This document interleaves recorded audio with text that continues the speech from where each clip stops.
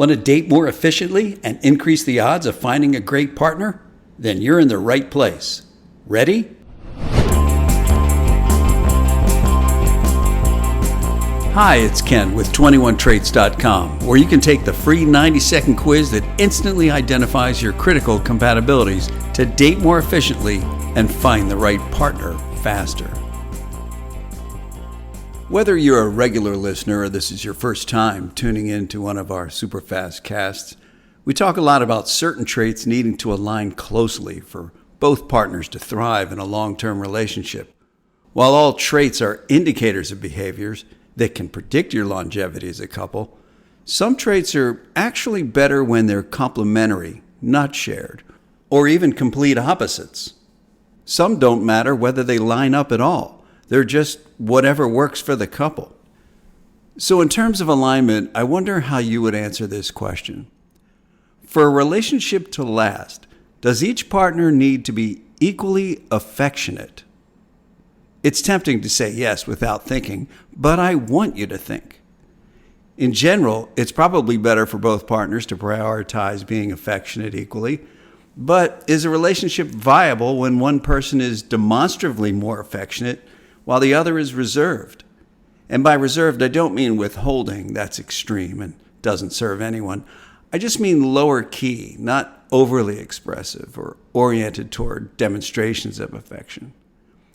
As with all the 21 traits, what matters most is what each one means to you, how you define and assess your need for it. In this case, you can equate affection with love, table stakes for any relationship, I think, and being affectionate as the display or communication of that love, such that each partner knows it, feels it, is validated. But the dynamic between any two people is way too nuanced to rely on hard and fast models or standards alone. It varies by couple, and they can change over time. That's why I encourage people to visit the quiz at 21traits.com every so often. People change more than you think. Sometimes the person you're with inspires that. Look, no one's needs are static. That includes yours. This is a key point that I think a lot of authors miss. They lock into their models, implying a hard and fast, long-term application of their constructs and principles. Look, people are not math problems. They're people problems. We're complicated enough by ourselves. Add another person and you not only introduce politics, you transform energy, dynamic, circumstances.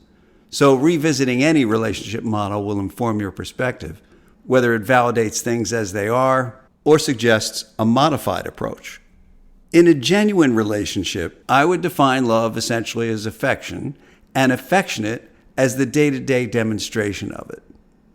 Gary Chapman's love languages, quite popular, and I'm sure you're familiar with it, suggest how you can express or communicate love in 5 different ways. And to be clear, we shouldn't limit being affectionate to touch, one of the languages, though that's the easiest aspect to observe.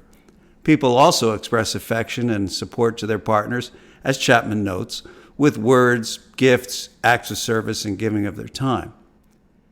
You could argue, and I'd agree with you, that without communicating affection, being affectionate, there can be no relationship in the first place. Some couples are affectionate with touch, some with affirmation, and so on. But consider how affectionate you need your partner to be. Everyone has their own preference. It's also about recognizing when your partner needs it. Call it timeliness by being empathetic or sensing the other's mood or state of mind.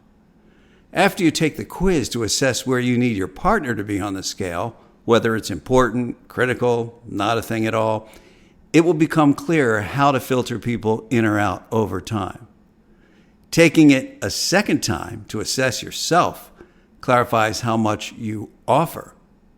In the end, lining up exactly is often less important than being on the same page in general. We also talk about the ability to read certain traits quickly while others reveal themselves over time. There might be signs early on, but being affectionate can take a little time. I think it's a good exercise, and sometimes highly informative, to overlay multiple models.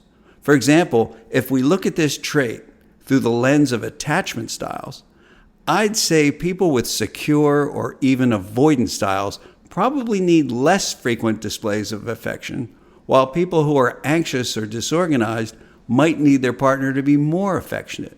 The first group likely needs less reassurance and commitment. The second group likely needs more. One thing's for sure, self-awareness in what you both need and bring to the table will improve your chances for a long-term relationship of compatibility and growth.